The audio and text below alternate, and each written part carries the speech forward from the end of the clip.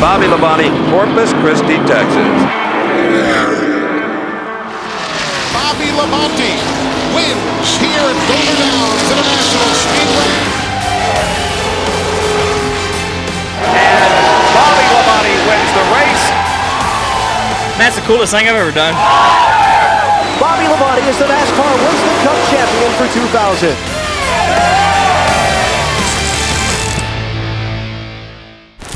Boy, what a finish.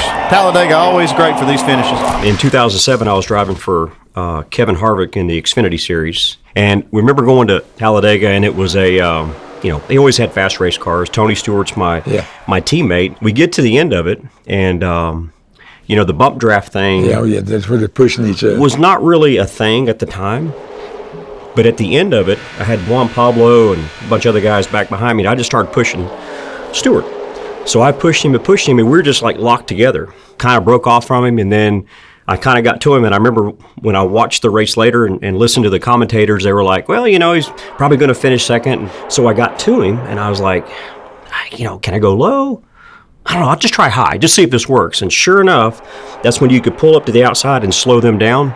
And I beat him by that far. And he gets it. And what a run by Bobby Labonte. What an effort. And so it was like I was so elated because I think little did I know, I think it was my last win. Maybe it was, I don't know, I can't remember now, but I think it was my last win. But it was so cool because we won, and Harvick and all those guys, and Stewart was so happy. If anybody had to go by me, I sure as hell would rather be you. Thank you, bud. Thank you. Kevin coming over there because we're elated that both those cars finished 1 and 2. My car was blown up because, and I say blowed up because that's how I say it, but it was blown up because it run hot because I was pushing Stewart, and I don't know, it just was one of those really a dramatic finish. I thought, no wrecking. It was just a finish, just me and him, and it was cool to cross the start-finish line in front of him. I got a couple of good memories. One's good, one is not so good. The big deal, I guess, was really winning the 200th race in front of the President of the United States and all the other people around. So we come across the start-finish line, and somebody's turning over in the first corner. So that's like 2 or 3 laps to go. So we know it's racing back to the flag. So it takes him all the way down the backstretch to catch me. And when he does, he goes in the corner running probably 10 mile an hour faster than he's been running. And when he does, the car drifts up. Well, my car was handling real good. I was able just to get back down beside of him, and I just got beside of him. I didn't get in front of him or think I was in front of him. And we come down, start finish line, beating on each other. We got black marks all the way down on each side. And I still wound up beating him 2 or 3 foot. And they will come across the yellow line just about together, but Petty had the lead. But the reason I beat him basically was I had him on the outside, and the second groove down was shorter. It's probably that much shorter, and that was enough to beat him. And a caveat, I was there for that race. I was a crew member. So I remember eating Kentucky Fried Chicken in the infield afterwards. Yeah, with the President when it was all over. The big deal was that President was running for re-election, and so he come to the race on July the 4th. And, it was one of the deals where we put him on the sports page. He put us on the front page. That's so right. It was a big deal for both of us. I understand that no one in the whole history of racing has ever done that or ever won 200 races. I guess way back in the beginning of all our racing and stuff, the crews really didn't come to the winner's circle. It was just family. I think from that standpoint, NASCAR got to be known as a family affair because the winner was there with his family, and that was where all the excitement was. The crew was busy working. Yeah, I got one really good story with our family, and it happened in 1996 at Atlanta when Terry won the championship and I won the race. And I was driving for Joe Gibbs. We hadn't run a race. We get to the end of the year, and of course we don't want to go winless, right? So it worked out where we were fast in practice. We qualified first.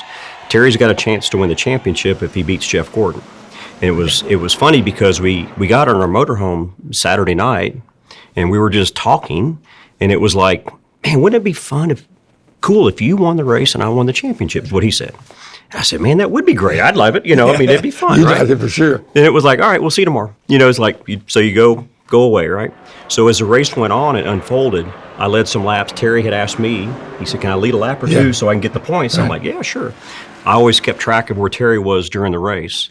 And sure enough, towards the end, Jimmy Makar is like, all right, we won the race, and Terry finished, I think, 6th, but won the points. Of course, we just thought about that the night before, but here's this dream come true. Bobby Labonte wins the race. The checkered flag comes out, and Terry Labonte has become the 1996 NASCAR Winston Cup champion.